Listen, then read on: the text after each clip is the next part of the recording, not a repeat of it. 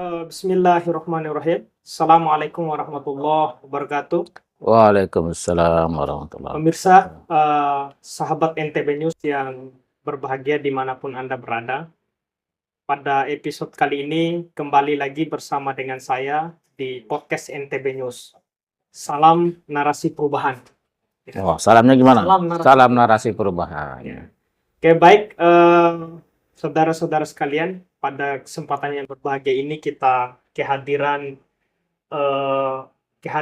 tamu spesial yang luar biasa. Beliau ini salah satu figur anak muda yang memiliki banyak catatan dan prestasi yang luar biasa.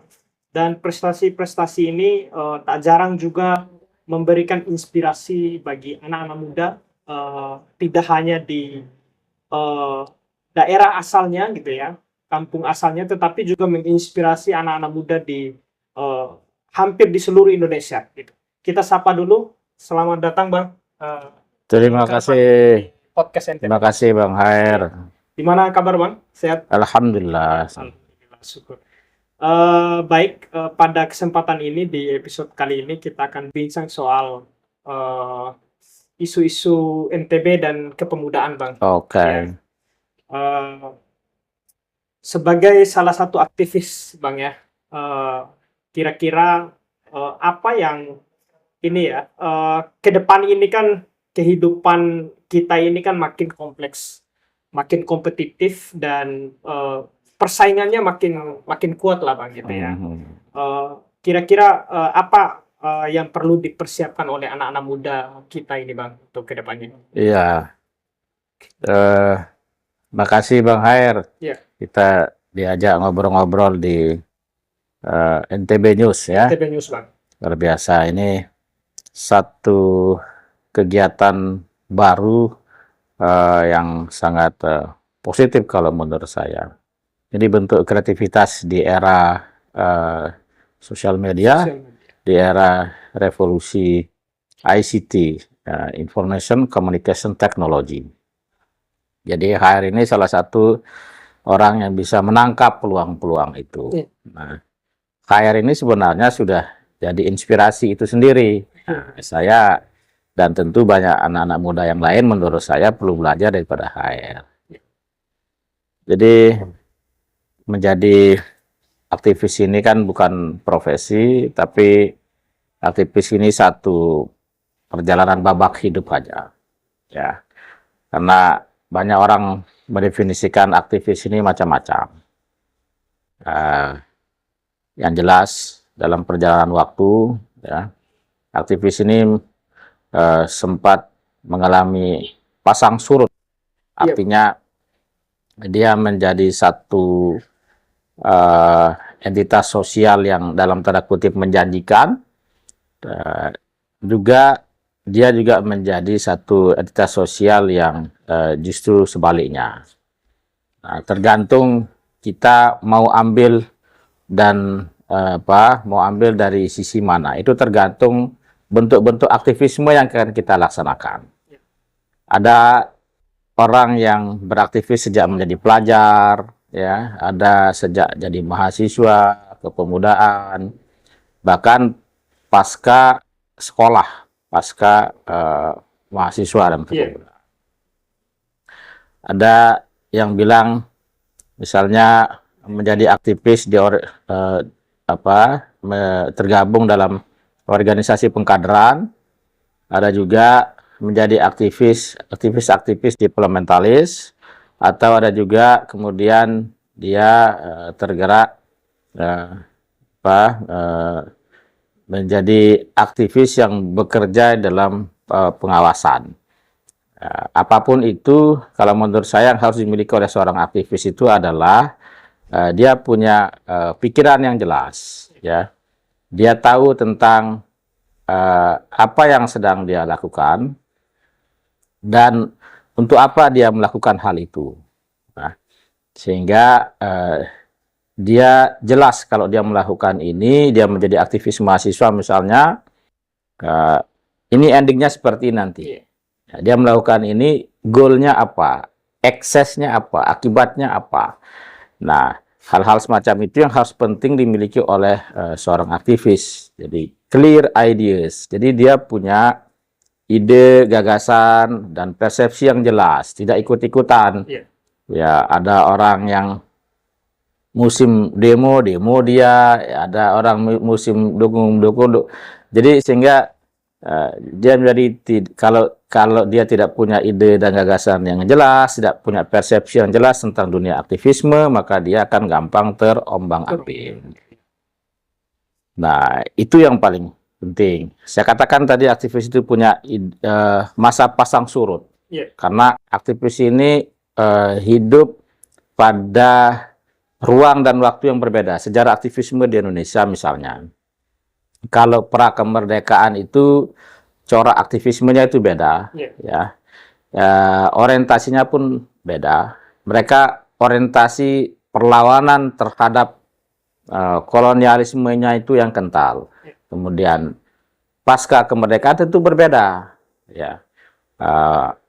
Dan kita yang sekarang di era pasca reformasi tentu berbeda orientasinya, coraknya juga dengan senior-senior kita yang sudah lebih dulu menjadi aktivis.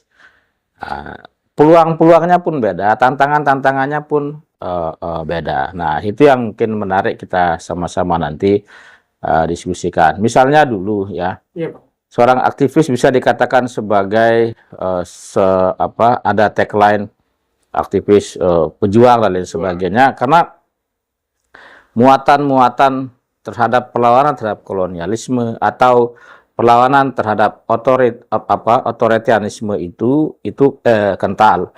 Nah, orang yang berani melakukan itu, quote and quote dalam tanda kutip, bisa dikatakan sebagai ya aktivis pejuang, karena dia melawan satu kondisi sosial, satu sistem politik yang otoriter misalnya. Dia ingin memperjuangkan satu situasi yang bebas, merdeka seperti sekarang ini. Nah, kita sekarang tentu berbeda.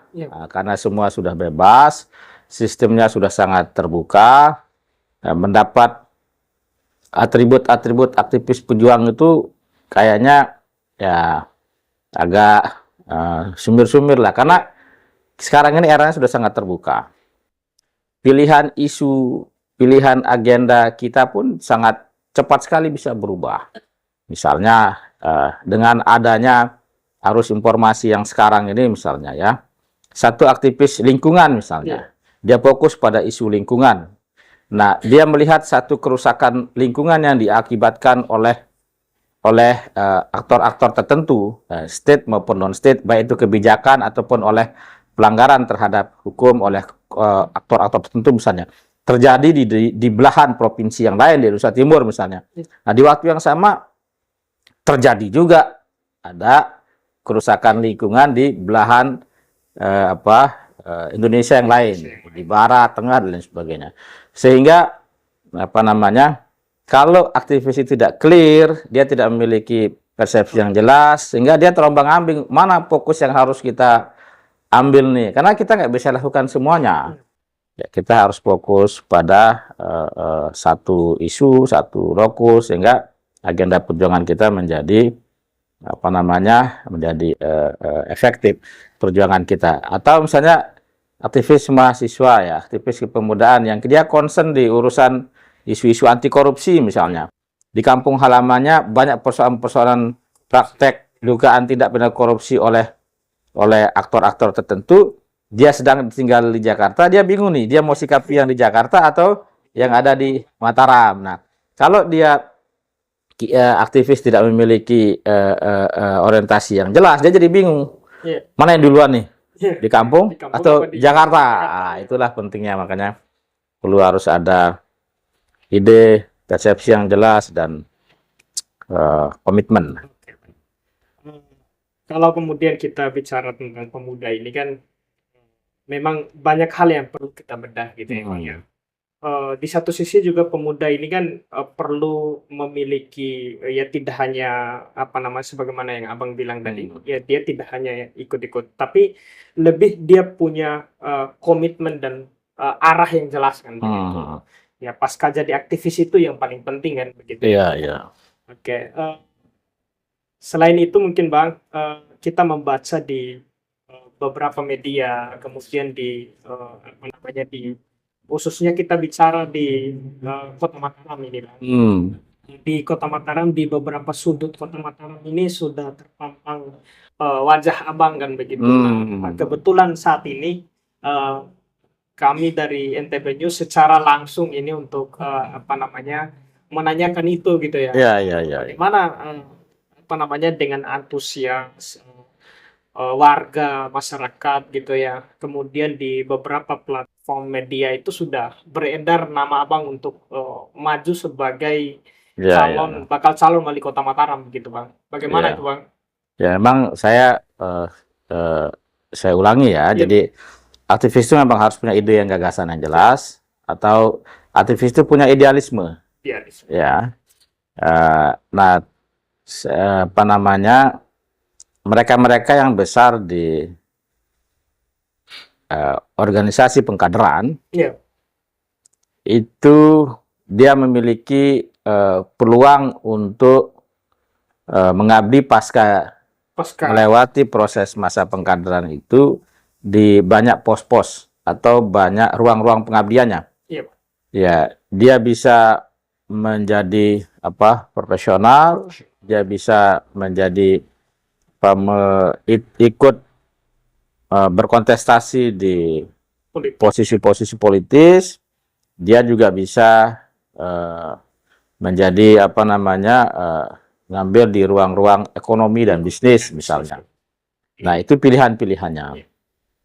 Nah, adapun soal flyer, Iya. berita-berita tentang saya di Kota Mataram itu, nah itu konsekuensi kita yang sudah melewati fase-fase yang tadi itu. Iya. Ya, saya kan jadi aktivis pelajar pernah, aktivis mahasiswa pernah, aktivis kepemudaan pernah, ya bahkan sekarang ya saya masih menjadi ketua umum himpunan masyarakat Himalo, ya masyarakat Himalo, Himalo. masyarakat Lombok, jadi Lombok. Himalo, himpunan masyarakat Lombok, Himalo. Jadi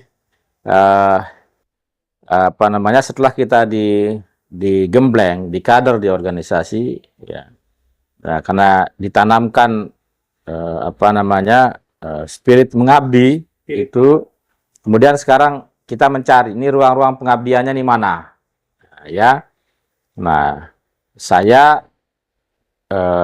berikhtiar melalui ruang-ruang politik, ya. Siap. Nyalek menjadi calon DPR RI walaupun belum sukses. Kemudian sekarang juga digadang-gadang untuk nyalon wali kota Mataram di kampung halaman, ya. Tentu ini bukan belum kesimpulan, ya kita ikuti saja dulu.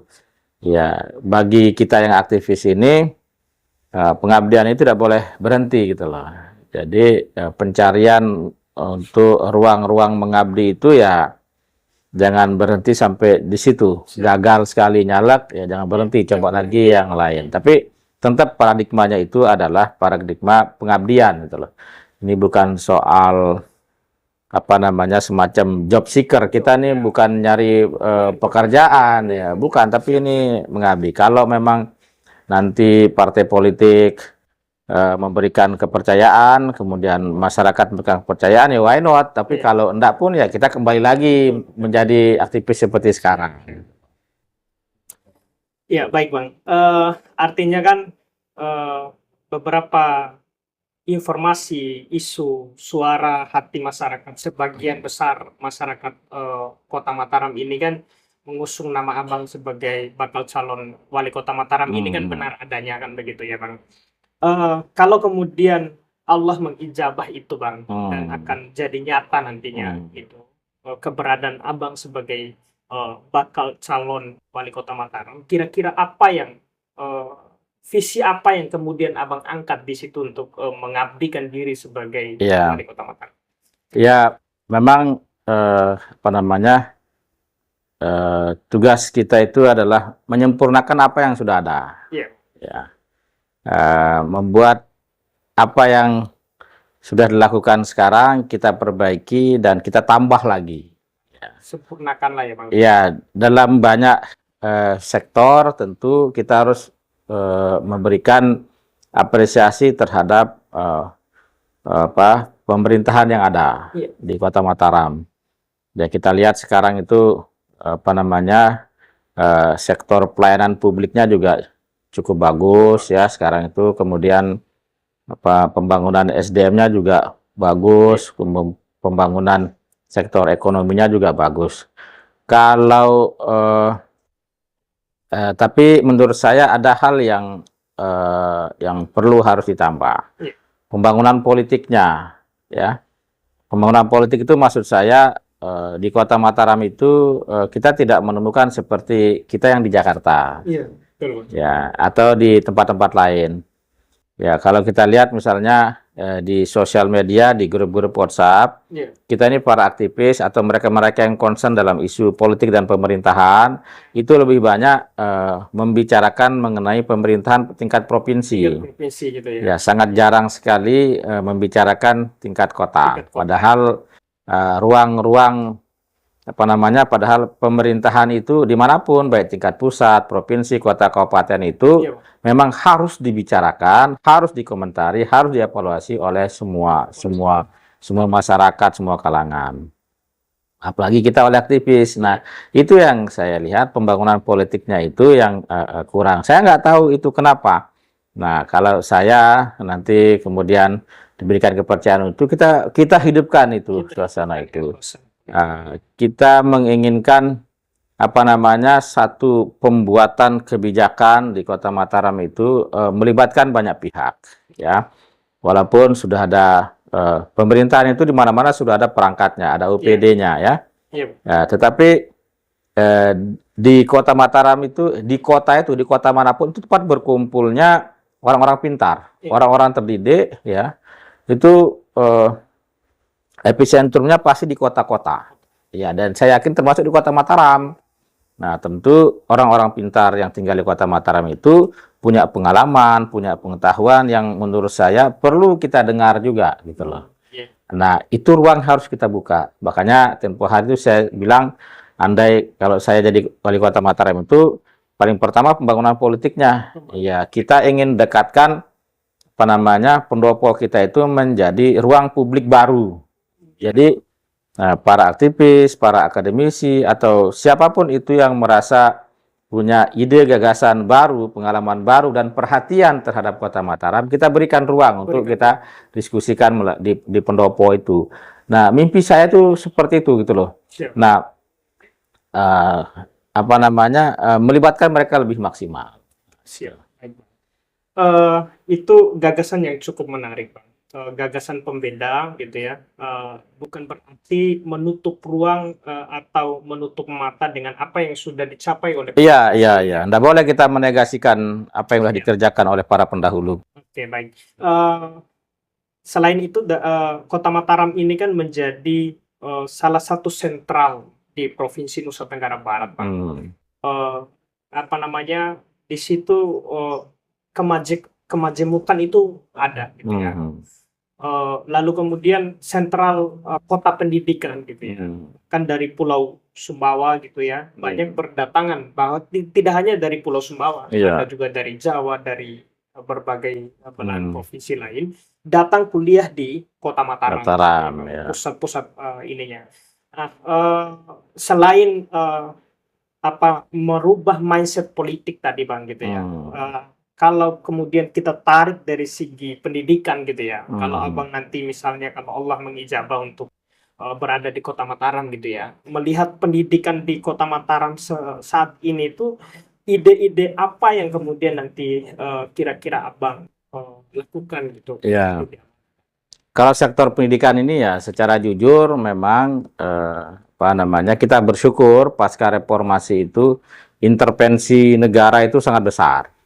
Artinya mandat konstitusi kita mengamanahkan 20% dari nasional budget itu digunakan untuk sektor pendidikan itu sangat bagus, luar biasa. Nah, memang ada yang bentuknya yang saya tahu nih udah langsung berbentuk dari pusat nih di drop untuk ini baik bentuk BOS dan lain sebagainya itu kan ada. Nah, tapi bukan berarti kemudian kreativitas, inovasi kita sebagai pemerintah daerah itu harus ditiadakan. Kita masih punya ruang-ruang untuk menambal apa yang tidak di-cover oleh anggaran yang senilai 20% dari pemerintah pusat itu. Iya. Misalnya, ya kita harus jujur ya, kalau membangun satu bangsa itu ada yang berpikir yang pertama dilakukan itu adalah pendidikannya dulu gitu loh. Nah, teori-teori sosialnya mengatakan itu ya, pendidikan itu adalah salah satu strategi dari pembangunan, strategi dari perubahan-perubahan sosial. Nah, kalau misalnya kita dikasih kepercayaan itu ya saya berpikir kita akan memberikan insentif yang lebih kepada warga miskin untuk bisa sekolah lebih tinggi. Ya, bila perlu satu sarjana satu keluarga miskin itu pemerintah kota yang mempersiapkan. Nah, pemerintah provinsi era Bang Jul itu kan ada program beasiswa itu sangat bagus. Bagaimana kalau kita kerjasama dengan pemerintah provinsi, kolaborasi dengan mereka, mungkin hasilnya bisa lebih maksimal. Iya.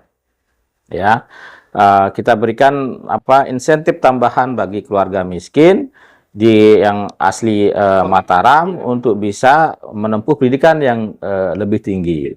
Nah, bagaimana dengan tadi itu ya, kota ini kan di mana-mana adalah tujuan urbanisasi. Semua orang dari non kota itu datang ke kota, kemudian untuk memperbaiki hidupnya, baik dia untuk sekolah, untuk karir, pekerjaan dan lain sebagainya.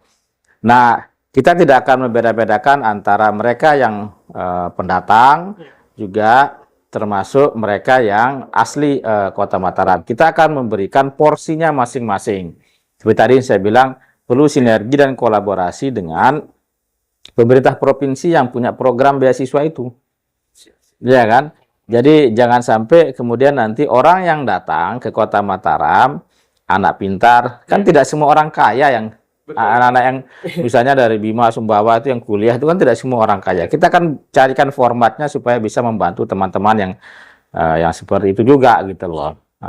Ya, artinya kan ada sesuatu harapan dan inovasi lah ke depan. Bahkan ada target untuk membangun kolaborasi lah ya dengan apa yang sudah dicapai oleh pemerintahan provinsi yang nanti bisa dikolaborasikan dengan kota gitu ya Bang ya. Selain itu yang mungkin sangat penting begitu ya Bang ya. Soal kerukunan tadi itu saya pikir udah sangat bagus dalam artian ada keterbukaan pemerintah kota untuk kemudian merangkul semua itu udah sangat bagus. Terkait dengan ini Bang, Kota Mataram ini kan menjadi sentral perpindahan masyarakat dari desa ke urbanisasi. Ya, banyak hal yang mencari pekerjaan lah, pendidikan dan lain sebagainya. Tentu kepadatan di situ kan sangat mungkin akan padat di situ Bang. Iya. Melihat terkait dengan itu. Dengan itu pembangunan di Kota Mataram juga kan terus berjalan ini Bang. Artinya lahan-lahan kita, lahan pertanian dan lain sebagainya itu kan makin kurang itu Bang. Nah, kira-kira bagaimana itu Abang melihat itu? Ya, itu kan sektor fisik ya, keterbukaan dan penyediaan ruang-ruang publik. Memang itu problem kota-kota yang seperti Mataram di mana saja. Jadi kebutuhan ingin menyiapkan tempat tinggal di satu sisi dan juga kebutuhan ada ruang terbuka hijau atau sawah ya sebagai sumber pangan kita misalnya, itu pertanyaan problem semua kota-kota yang sedang berkembang. Menurut saya terkait dengan itu perlu ada kebijakan yang membatasi pembangunan yang terlalu berlebihan. Bagaimana caranya? Ya, buatlah konsep perumahan tingkat ya, bisa berbentuk rusun atau apartemen. Dan itu kan kalau di kota-kota besar di dunia itu bisa dilakukan ya. Kalau Bang Khair sempat ke beberapa negara di luar misalnya, atau di Hong Kong, di Singapura, Iya, Ruang terbukanya itu ada, padahal mereka populasinya tinggi. iya, Kenapa itu orang tertampung terus gitu loh? tertampung terus Nah, ya. itu kan Ada karena strategi ya. mereka punya konsep gitu. Nah, saya lihat di beberapa dokumen-dokumen rencana pembangunan Kota Mataram itu sebenarnya itu sudah ada Rusunawa itu, tapi 5 tahun terakhir kayaknya nggak ada tuh Rusunawa baru di Kota Mataram. Ya, saya nggak ada. Nah, itu pembangunan apa namanya rumah-rumah tinggal seperti itu perlu dipikirkan. Siap. Kemudian yang kedua, eh, ketersediaan ruang-ruang terbuka hijau itu juga penting bagi orang kota. Karena kota itu identik dengan orang sibuk, orang kemudian tingkat kesibukan tinggi, kemudian butuhlah relaksasi ya. Iya, Nah, ruang-ruang rileks itu mungkin bisa difasilitasi melalui ruang publik seperti ruang terbuka hijau atau tempat-tempat diskusi, tempat-tempat orang bisa bersosialisasi dari satu dan masyarakat yang dengan yang lain. Nah, itu yang perlu kita banyak. Sekarang di kota itu kan banyak perumahan-perumahan baru iya, ya, perumahan-perumahan. Nah, pasos-pasumnya itu bisa digunakan untuk itu, ya. Nah, bisa digunakan untuk ya ruang-ruang terbuka hijau itu. Kita belajar dari DKI Jakarta lah, Jakarta. ya. Ada DKI Jakarta ya zaman Pak Ahok, zaman Pak Anies itu juga dia mengelola ulang tuh, mengelola lagi ruang-ruang terbuka hijaunya, ditata supaya bagus supaya orang ya tidak pilihannya jangan ke mall aja, ya ada ada ruang lain gitu loh. Ini kalau mall-mall semua ya kalau uangnya banyak kan, kalau nggak cukup kantong kan repot juga. Ya, ada di ruang terbuka hijau itu. siap. Eh, Kalau kemudian tadi Adinda baca beberapa visi misi yang ingin diikhtiarkan oleh Abang di Kota Mataram ini sudah sangat menarik gitu ya. Mulai dari soal edukasi politik, pendidikan, ekonomi, kerukunan antar beragama dan suku bangsa gitu ya. Dan yang lain lagi ada inovasi-inovasi baru yang kemudian akan diikhtiarkan. Eh, Selain daripada itu, Bang, ini yang paling penting mungkin kembali lagi tadi untuk mendorong atau membungkus visi misi ini kan nanti setelah apa namanya finalisasi sebagai calon kan begitu. Kira-kira gambaran udah kira-kira Abang nanti berpasangan dengan siapa kira-kira nanti di Kota Mataram ini, Bang? Nah, ini dia. Saya ini kan ini bedanya teman-teman yang di PKS dan partai lain. Oh iya, Bang. Kalau di PKS ini kita tidak bisa terlalu munculin intensi pribadi. Jadi ada keputusan. Motif-motif pribadi itu jangan terlalu Nah, kalau di kita ini ya makanya saya bilang tadi ini inline dengan doktrin-doktrin kita sejak jadi aktivis. Kita jadi aktivis itu kan selalu didoktrin untuk selalu perhatian, selalu care, kemudian berjuang, mengabdi untuk orang lain, untuk masyarakat, bangsa dan negara. Iya, Bang. Nah, di PKS saya temukan itu gitu loh. Jadi kita nggak bisa ngoyo, saya ingin jadi calon wali kota, ingin jadi calon gubernur. Kalau partai nggak mau ya nggak bisa. Saya beli nggak bisa. Jadi kalau partai syuro musyawarah partai tidak mengizinkan nggak bisa.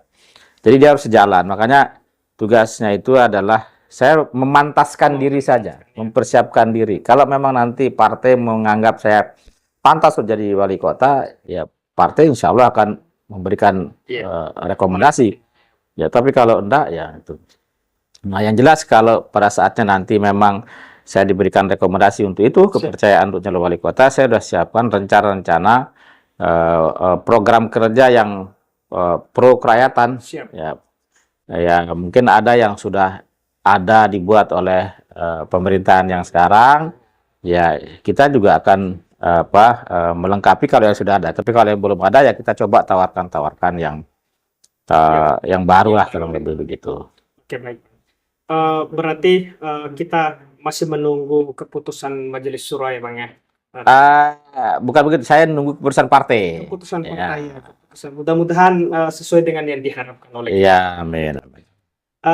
Yang terakhir mungkin, Bang, pesan-pesan untuk inilah, Bang, untuk anak-anak muda lah, supaya kedepannya itu terus membangun diri dan lain sebagainya lah. Ya. Sebagai aktivis, tadi kan tapi secara spesifik melihat masa depan Indonesia ini ya, Bang ya, atau daerah yang makin kompetitif itu ya, kira-kira pesan dan modal apa yang harus dimiliki oleh anak muda itu? Ya, sebagai aktif. Kemudian yang kedua, kita mempersiapkan diri dengan segala kemungkinan yang ada. Dunia ini kan selalu berubah, Iya. ya. Kalau dulu menjadi ketua KNP itu dia otomatis menjadi menteri gitu loh ya, menjadi pejabat lah intinya. Kalau sekarang itu belum tentu. Menjadi ketua organisasi itu belum tentu jadi apa.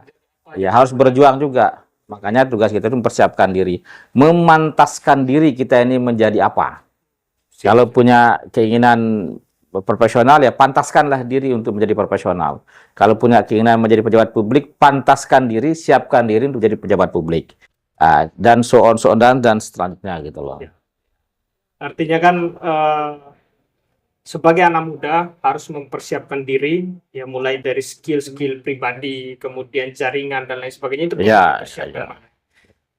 Yang terakhir mungkin pesan untuk ini, Bang, untuk media kita ini ya, NTB News. Ya, Ya kedepannya harapannya untuk media kita ini seperti apa nanti NTB News ini, Bang? ya, saya berpikir ya ini satu hal yang menarik ya. NTB News ini bentuk kecakapan kawan-kawan kru NTB News untuk menangkap peluang-peluang. Walaupun persaingan di di digital ini juga memang luar biasa ya.